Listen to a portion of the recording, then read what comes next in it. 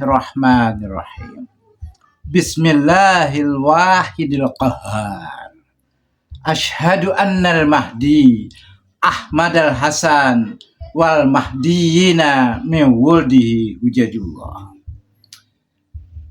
Allahumma sholli ala Muhammad wa ali Muhammad al-a'imma wal mahdiyin wasallim tasliman katsira. Al-Imamul Mahdi awal Sayyidi wa Maulai Al-Imam Ahmad bin Ismail bin Soleh bin Husain bin Salman bin Muhammad ibn Hasan Said Ahmad al-Hasan wasi wa Rasulil Imamul Mahdi. Beliau menjelaskan dalam kitab beliau, kitab Al-Mutasyabihat juz ketiga, pertanyaan yang nomor 73.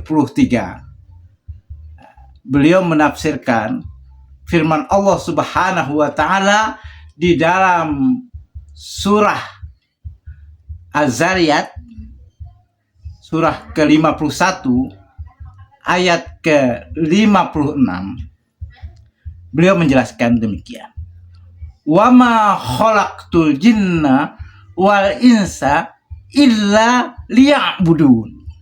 Tidak kujadikan jin dan manusia kecuali beribadah kepadaku. Maksud beribadah kepadaku itu menurut tafsir daripada seluruh a'immah ahlul baitin Nabi sallallahu alaihi wa alihi wasallam adalah liya'rifun, artinya makrifat kepadaku. Nah, jadi artinya kita ini bertujuan adalah untuk bermakrifat. Dijadikan oleh Tuhan itu untuk bermakrifat, tidak untuk yang lain. Memang terjemahan secara syariat itu beribadah, ya, atau menyembah. Itu terjemahan syariat, bukan isinya, bukan intisarinya. Intisari hidup manusia itu adalah ma'rifatullah, mengenal Allah. Mengenal Allah itu juga harus dipahami, ya, untuk sampai kepada al-haqiqah, ya, kepada hakikatnya Tuhan.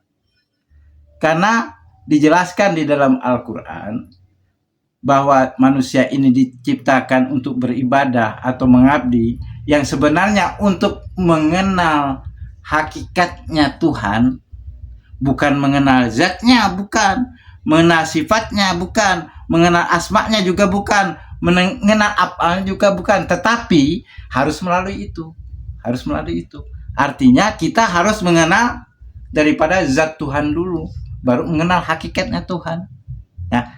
Mengenal zat Tuhan dulu, baru mengenal hakikatnya Tuhan. Nah, bagaimana hidup ini?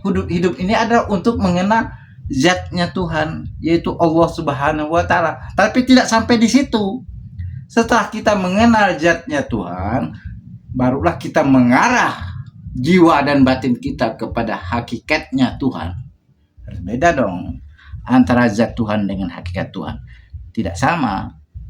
Karena apa? Karena kalau sudah sampai kepada hakikatnya Tuhan, faman abadallah fahuwa musyrikun fi martabatima.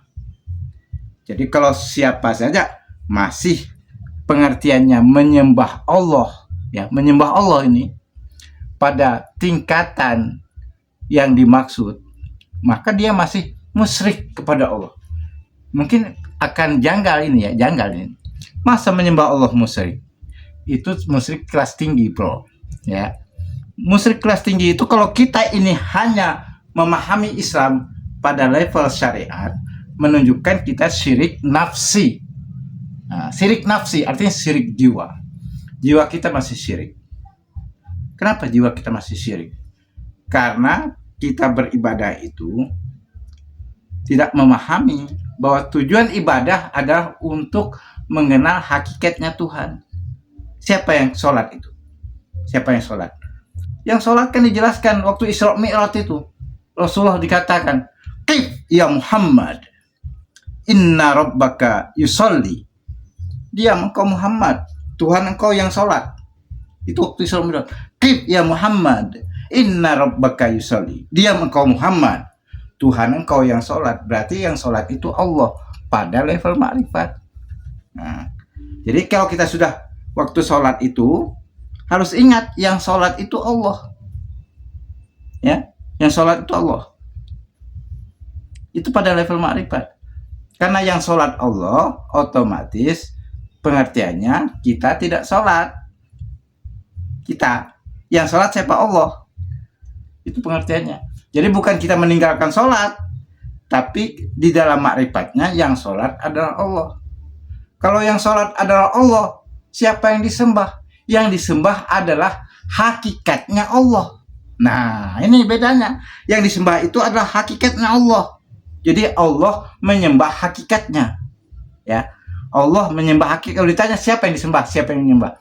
Yang menyembah Allah, yang disembah adalah hakikatnya Allah. Itu dalam makna tersebut. Karena itu saat kita ibadah, ingat ke sana bahwa yang sholat adalah Allah, menyembah hakikatnya Allah. Hakikatnya Allah itu dilambangkan dengan huwa.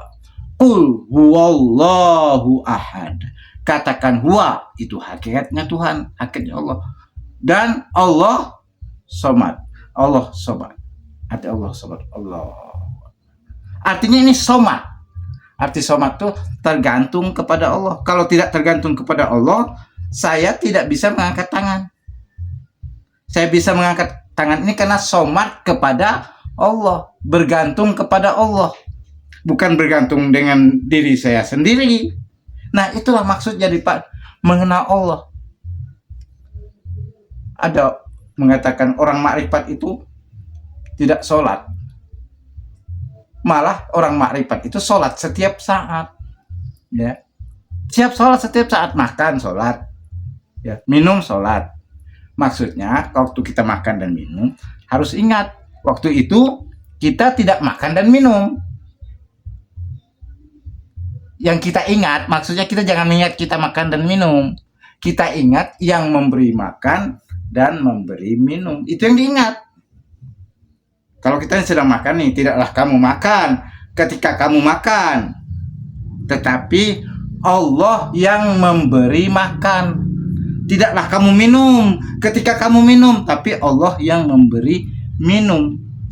Bukan Allah makan dan minum. Nah, itu namanya hulul tadi, itihad tadi. Yang namanya kaum Jabariyah tadi, kau tak makan nih, minum nih. Siapa yang memberi makan dan minum? Itu yang kita ingat. Bukan mengingat kita sedang makan dan minumnya, mengingat yang memberi makan dan minum. Sehingga kalimatnya, tidaklah aku makan dan minum ketika aku makan dan minum, tetapi Allah yang memberi makan dan minum. Beda dengan sholat. Tidaklah aku sholat ketika aku sholat, tetapi Allah yang sholat. Nah, itu makanya harus sholat. Bukan hanya sekedar makan dan minum. Demikian, terima kasih. Mudah-mudahan bermanfaat penjelasan hari ini. Wassalamualaikum warahmatullahi Muhammadin wa ali Muhammad alaimah wal mahdin. Wassalim tasliman katsira. Walhamdulillahirabbil alamin.